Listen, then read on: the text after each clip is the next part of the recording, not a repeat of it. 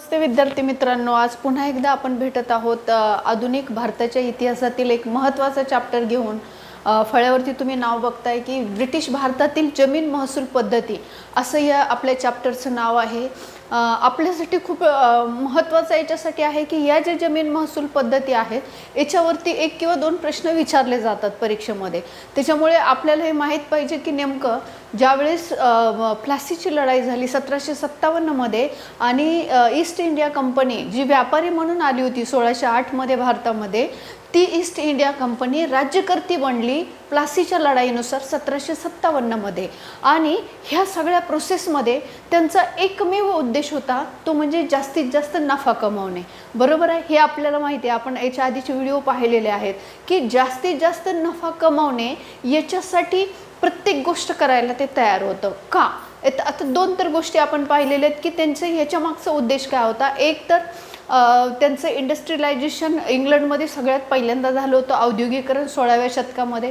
आणि दुसरी गोष्ट म्हणजे ह्या औद्योगिकरणाची जी गरज होती म्हणजे कच्च्या मालाची गरज आणि पक्क्या मालासाठीची बाजारपेठ, त्याच्यातून ह्या ज्या विविध जी ठिकाणं आहेत त्याचे शोध लावले गेले। आणि म्हणून मग त्या शोधातनं आपल्याला दिसतं की युरोपियन व्यापारी कंपन्या भारतात आल्या। त्यापैकी ही जी ब्रिटिश ईस्ट इंडिया कंपनी आहे तर ती व्यापारी म्हणून आली, प्रॉफिट कमवणे हा तर उद्देश होताच, पण त्याचबरोबर त्या प्रॉफिटमध्ये ज्यावेळेस इथलं जे राजकारण आहे ते ताब्यात घ्यायला पाहिजे, जास्तीत जास्त प्रॉफिटची नीड होती ती, म्हणून त्यांनी प्लासीची लढाई केली आणि राज्यकर्ते बनले। या पार्श्वभूमीवरती ज्यावेळेस ते राज्यकर्ते बनतात त्याच्या पुढची जी प्रोसेस येते ती इथे आपल्याला या चॅप्टरच्या अंतर्गत दिसते, ब्रिटिश भारतातील जमीन महसूल पद्धती या चॅप्टरच्या अंतर्गत। आता या चॅप्टरच्या अंतर्गत काय काय मुद्दे येतात तर त्यांनी या ठिकाणी विविध जमीन महसूल पद्धती लागू केल्या। पण ते कधीही केल्या ज्यावेळेस प्लासीच्या लढाईने बंगाल काबीज केलं, प्लासीची लढाई त्यांनी जिंकली, त्याच्यानंतर बक्सारची लढाई 1764 मध्ये जिंकली। आणि ज्यावेळेस पूर्ण जो बंगाल प्रांत आहे तो ज्यावेळेस ईस्ट इंडिया कंपनीच्या ताब्यात आला त्याच्यानंतर त्यांनी इथे जमीन महसूल पद्धती लागू करायला सुरुवात केलेली आपल्याला दिसते। ह्याच्या आधी थोडंसं मी जर तुम्हाला न्यायचं म्हटलं तर मी कुठे नेईल की 1717 मध्ये नेईल। 1717 हे वर्ष जे आहे हे खूप डिसाइडिंग आहे, कारण 1717 मध्ये मुघल सम्राट जो होता त्याचं नाव होतं फारुखसियर। आणि त्या फारुखसियरने काय केलं होतं की ही जी ईस्ट इंडिया कंपनी आहे त्यांना बंगाल प्रांतापुरता फ्री ट्रेडचं एक परवाना दिला होता, त्याला दस्तक म्हटलेलं आहे। दस्तक प्रथा सुरू झाली होती 1717 मध्ये। ईस्ट इंडिया कंपनीला पूर्ण व्यापार बंगालमधला हा फ्री ट्रेड होता, कोणत्याही प्रकारचा टॅक्स भरायचा नव्हता। ही गोष्ट आपण लक्षात घ्यायला पाहिजे आणि ह्याला दस्तक प्रथा म्हटलेलं आहे। दस्तक प्रथा काय होती कळालं तुम्हाला की बंगालमध्ये कोणत्याही पद्धतीनं फ्री ट्रेड होता, टॅक्स भरायचा नव्हता, कसलाच टॅक्स भरायचा नव्हता। तर ही दस्तक प्रथा होती, याला मॅग्ना कार्टा सुद्धा म्हटलेलं आहे। ओके, तर ह्याच्यातून काय झालं तर त्यांचा जास्तीत जास्त प्रॉफिट मिळवण्याचा मार्ग खुला झाला। दुसरा टप्पा, मग आता हे सगळं सुरू असताना तर हे झालं फारुखसियरशी सम्राटाशी संबंधित, परंतु वास्तविक पाहता बंगालमधले जे नवाब होते त्यांच्याबद्दल म्हणजे त्यांच्याशी ईस्ट इंडिया कंपनी असेल, फ्रेंच ईस्ट इंडिया कंपनी असेल, विविध ज्या युरोपियन कंपन्या आहेत तर त्यांचे जे संबंध आहेत ते कुणाबरोबर मैत्रीचे कुणाबरोबर शत्रुत्वाचे अशा पद्धतीचे। मग त्यामुळे आपण बघतो की ईस्ट इंडिया कंपनी जी आहे तर तिला आता हा बंगाल जो आहे तो म्हणजे पूर्ण ताब्यात पाहिजे होता। आणि याच्यातूनच आपण बघतो की योगायोगाने प्लासी झाली, बक्सार झालं आणि ते तिथले राज्यकर्ते बनले। या पार्श्वभूमीवरती आता त्या ठिकाणी 1765 मध्ये रॉबर्ट क्लाइव्ह जो आहे जो दुसऱ्यांदा बंगालचा गव्हर्नर झालता, त्या कालखंडामध्ये इथे जमीन महसूलच्या पद्धतीला तो इथे लागू करत आहे।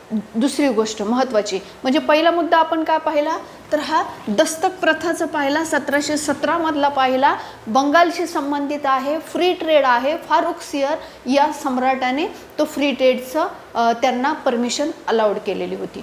दुसरा महत्त्वाचा मुद्दा मी सांगितला, प्लासी झाली 1757 मध्ये, कारण आपण डिस्कस केलेली आहेत। बक्सर झालं 1764 मध्ये आणि या पार्श्वभूमीवरती पहिल्यांदा आणि दुसऱ्यांदा म्हणजे प्लासीनंतर सुद्धा गव्हर्नर पहिला रॉबर्ट क्लाइव्ह झाला आणि बक्सार नंतर सुद्धा रॉबर्ट क्लाइव्ह झाला.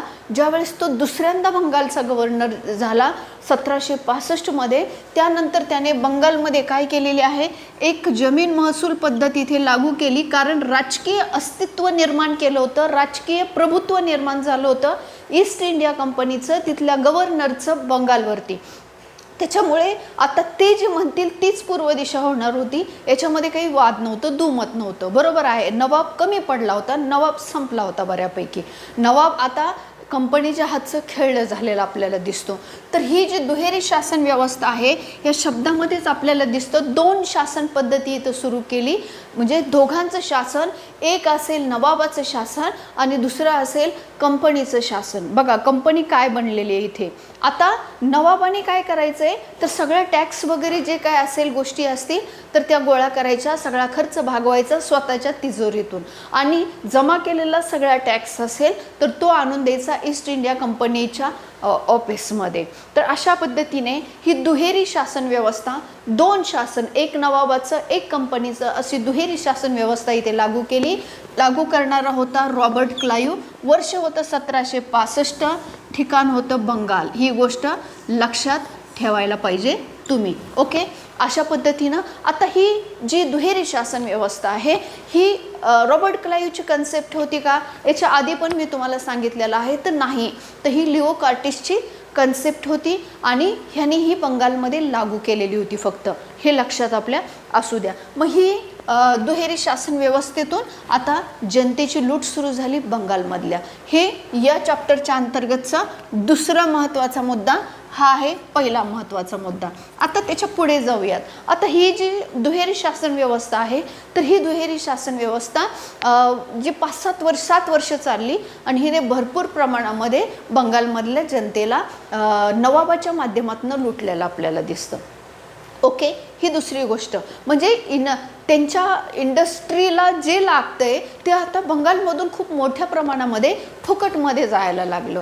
मग जास्तीत जास्त नफा तर कमावला, पण त्याचबरोबर राजकीय नियंत्रणसुद्धा त्यांनी प्रस्थापित केलं.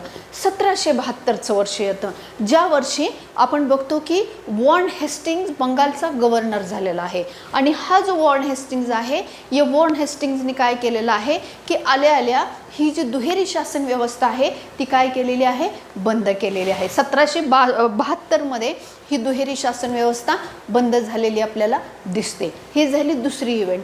तिसरा जो महत्त्वाचा मुद्दा आपल्याला इथे दिसतो की 1 वार्षिक बोली पद्धत, पंचवार्षिक बोली पद्धत यासारख्या बोली पद्धती तर तिथे लागू होत्याच, तर त्याच्यामध्ये काही वाद नाही आहे. हे 1 वार्षिक पंचवार्षिक त्यांच्या कालखंडामध्ये होत्या. आता महत्त्वाची या ठिकाणी फळ्यावरची तुम्हाला जी दिसते ती कायमधारा पद्धत आहे. ही जी कायमधारा पद्धत आहे हिचा जो जनक आहे तो लॉर्ड कॉर्नवॉलिस आहे. फळ्यावरती मी दिलेला आहे. लॉर्ड कॉर्नवॉलिसला कायमधारा पद्धतीचा जनक मानतात. 1786 ते 1793 हा त्याचा कालखंड होता आणि या कालखंडामध्ये त्याने कायमधारा पद्धत बंगालमध्ये सर्वप्रथम लागू केली. बरोबर आहे, सगळ्यात पहिल्यांदा कुठे लागू केली तर बंगालमध्ये लागू केली. कोणत्या वर्षी लागू केली? 1793मध्ये लागू केली. ओके, तर हे काही प्रश्न बनतात याच्यावरती. तर अशा पद्धतीने लॉर्ड कॉर्नवॉलिसची ही पद्धत बंगालमध्ये जास्तीत जास्त प्रॉफिट मिळवण्यासाठी लागू करण्यात आलेली होती.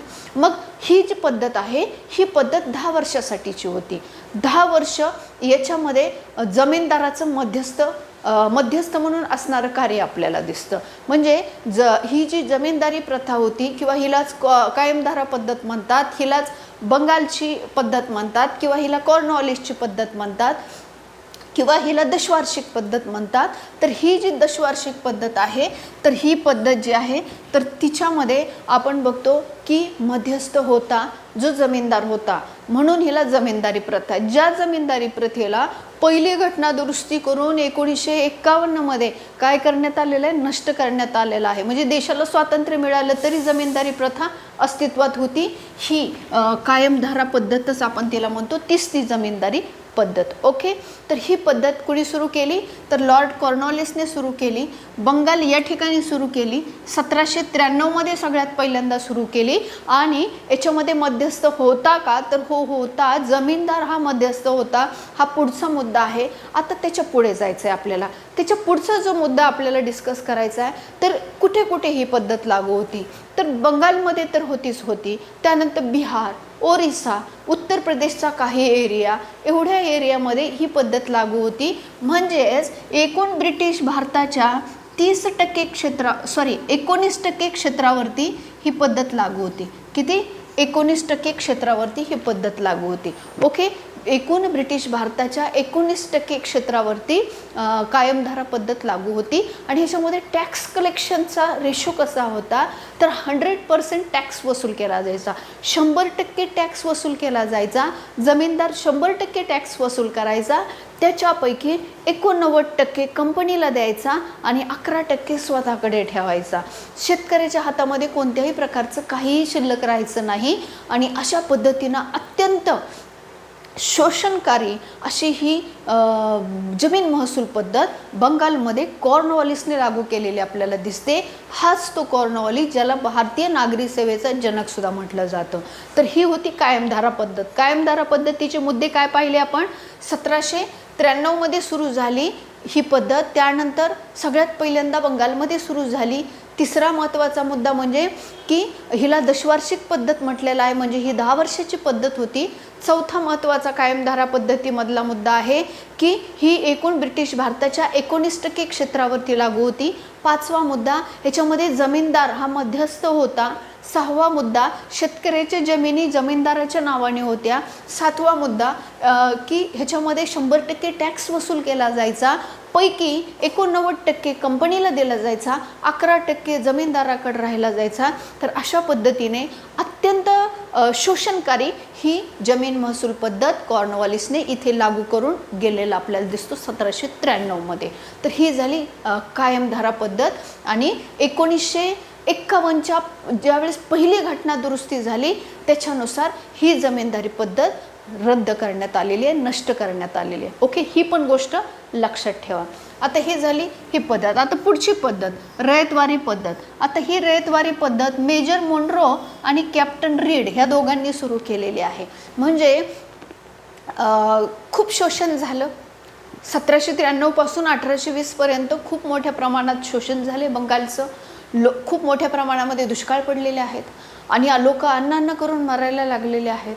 ह्या पार्श्वभूमीवरती सरकारची थोडीशी संवेदनशील भूमिका येते आणि ही संवेदनशील भूमिका म्हणजे रयतवारी पद्धत. लक्षात घ्या, रयतवारी पद्धत जी आहे तर तिच्यामध्ये कोणत्याही प्रकारचा मध्यस्थ ठेवला नाही त्यांनी. सगळ्यात पहिल्यांदा आपण बघू की ही जी रयतवारी पद्धत आहे तर ही सगळ्यात पहिल्यांदा मद्रासमध्ये लागू करण्यात आली. ओके, सगळ्यात पहिल्यांदा मद्रासमध्ये. कोणत्या वर्षी लागू झाली? 1820 मध्ये ती लागू करण्यात आली. लक्षात असू द्या, वर्ष विचारतात. 1820 मध्ये लागू करण्यात आली. आणि अशा रीतीने कोणत्याही प्रकारचा इथे जमीनदार वगैरे असला कोणी मध्यस्थ नव्हता.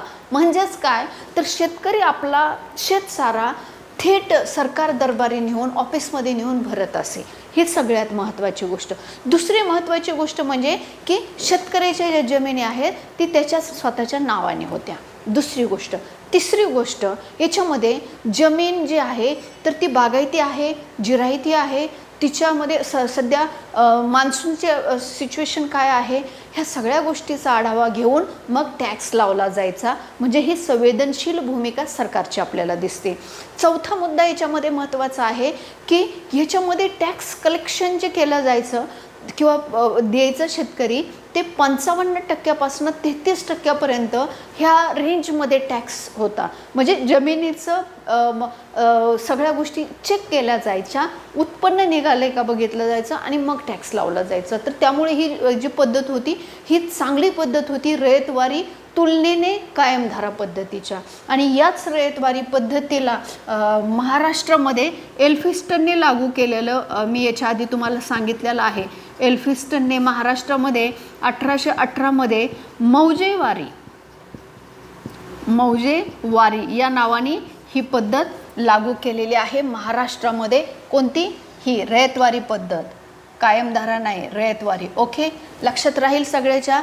एल्फिस्टनने महाराष्ट्रामध्ये 1818मध्ये जी मौजेवारी पद्धत लागू केली ती रयतवारीच पद्धत होती आणि ही गोष्ट आपल्याला लक्षात ठेवायला पाहिजे. बॉम्बे प्रांताची जेव्हा 1818मध्ये निर्मिती झाली, पहिला गव्हर्नर म्हणून एल्फिस्टन नियुक्त केला आणि मग त्यांनी या ठिकाणी जी ह्या इफेक्टमधून रयतवारी पद्धतीच्या इफेक्टमधून एक स्वतःची नवीन पद्धत सेम तीच नवीन नावाने प्रेझेंट केली, तिला मौजेवारी पद्धत म्हटलेलं आहे.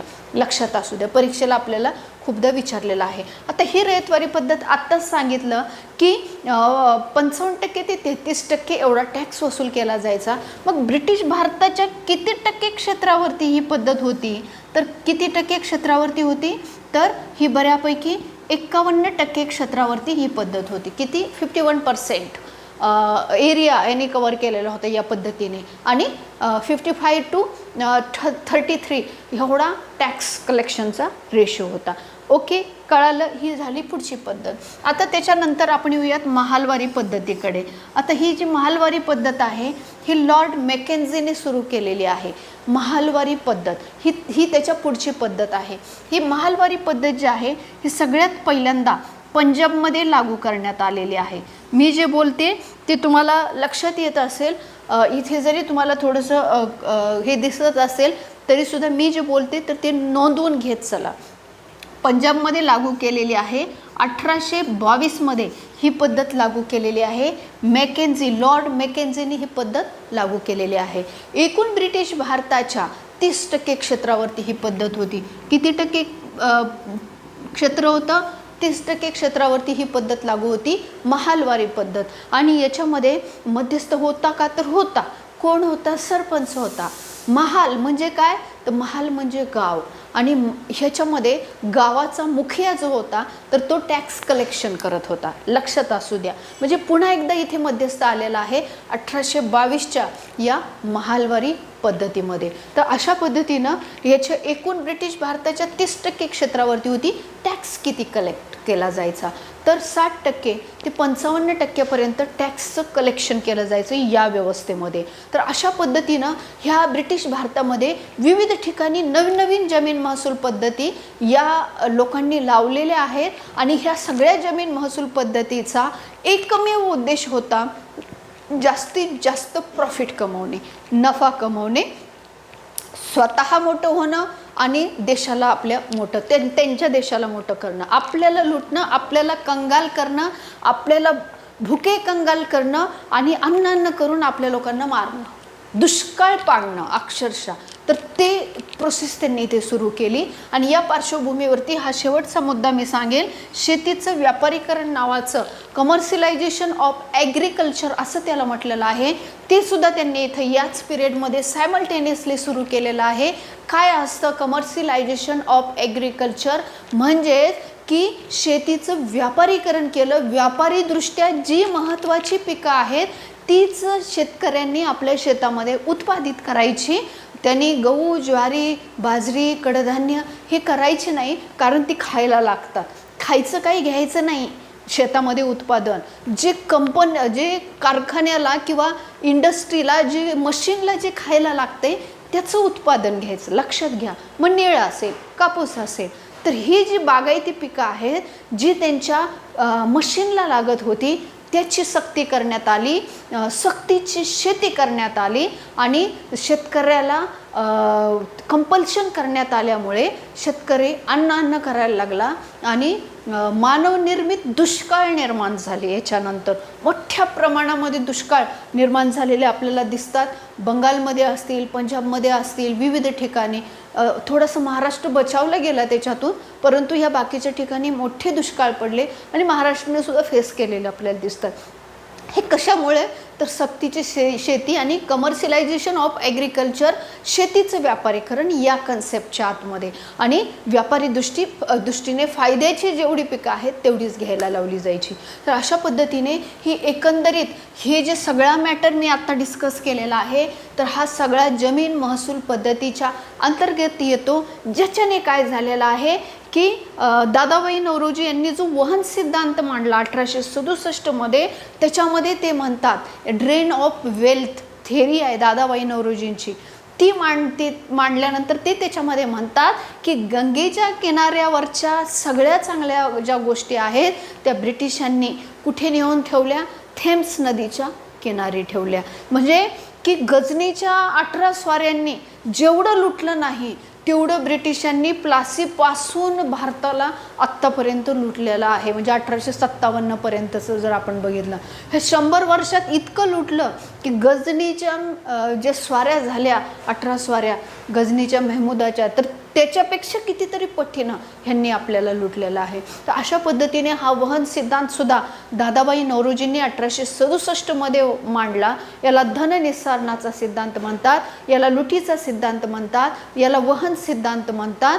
तर हा महत्त्वाचा आहे परीक्षेच्या दृष्टीने, जो याच्या पार्श्वभूमीवरती ह्या डिस्कशनच्या पार्श्वभूमीवरचा महत्त्वाचा मुद्दा आहे. ओके, कळालं? म्हणजे आपण इथे आता काय काय पाहिलं एकदा रिवाइज करू. दस्तक प्रथा पाहिली 1717 मधली, फ्री ट्रेड परवाना, याला मॅग्ना कार्टासुद्धा म्हणतात, ईस्ट इंडिया कंपनीला मिळालेला. दुसरं इथे दुहेरी शासन व्यवस्था आपण पाहिली, तिची चर्चा केली. त्याच्यानंतर आपण कायमधारा पद्धत पाहिली, तिची चर्चा केली.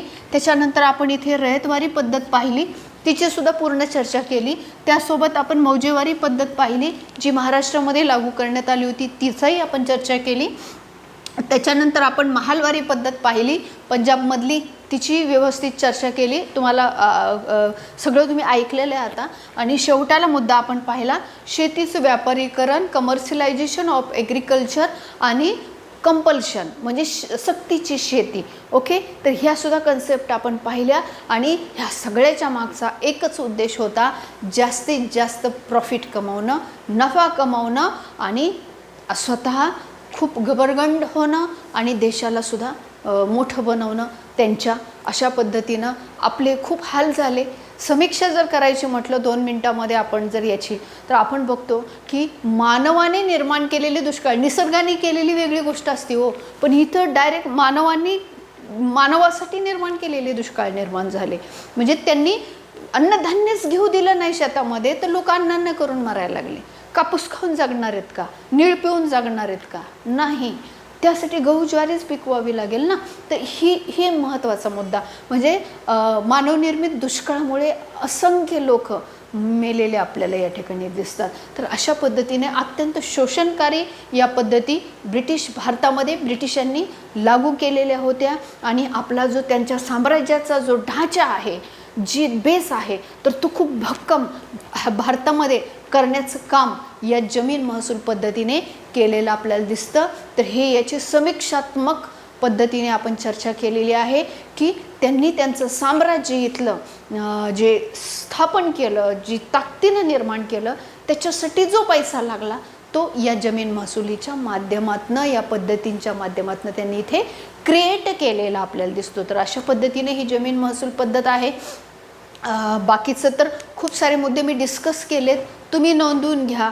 आणि एक चार्टसुद्धा मी रील्समध्ये दिलेला आहे. तर हाच मुद्दे चार्टमध्ये मी थोडेसे दिलेले आहेत. एकदा ती रील पहा आणि हा व्हिडिओ पहा. मग ह्याच्यावरती येणारे जे 1-2 प्रश्न आहेत तर ते नक्कीच तुमचे कव्हर होणार आहेत. 2 प्रश्न पण खूप मोठी गोष्ट आहे, बरोबर आहे ना. मोठ्या बोवरच्या परीक्षा दिल्या तर तिथे जास्त प्रश्न येतात, स्टेटमेंट बेस्ड क्वेश्चन्स येतात. आता ह्या ज्या सगळ्या बाकीच्या आहेत, पोलीस भरती असेल, ग्रामसेवक, तलाठी, ह्या जे एक्झाम्स आहेत, इथे एखादा प्रश्न तर बनतो, बरोबर आहे. आणि मोस्ट एक्सपेक्टेड म्हणाल तर रयतवारीवरती विचारतात आणि कायमधारावरती विचारतात. हे वारंवार विचारलेले प्रश्न तुम्ही चेक करू शकता. ओके, तर ठीक आहे. तर मला वाटतं आता आपण थांबायला पाहिजे इथे. तर अशा पद्धतीने ब्रिटिश भारतातील जमीन महसूल पद्धती आपण इथे डिस्कस केलेला आहे. आणि पुढच्या व्हिडिओला आपण भेटूयात पुढचा एक टॉपिक घेऊन. आणि जाण्याच्या आधी एवढंच सांगेल की लिंक शेअर करा, जास्तीत जास्त विद्यार्थ्यांपर्यंत पोचवा. आणि अजून चांगला, खूप जास्त तुमच्या परीक्षेच्या दृष्टीने व्हेरी इम्पॉर्टंट मॅटर आपण इथे अपलोड करणार आहोत. तुम्हाला जसा फायदा होतो तसा अनेकांना फायदा होऊ द्यात. त्याच्यामुळे लिंक शेअर करायला, लाईक करायला, कमेंट करायला अजिबात कंजूशी करायची नाही. ओके, कळालं सगळ्याला? चला थांबूयात आपण या ठिकाणी. भेटूयात पुढच्या व्हिडिओमध्ये पुढच्या वेळेस. तोपर्यंत धन्यवाद. ओके.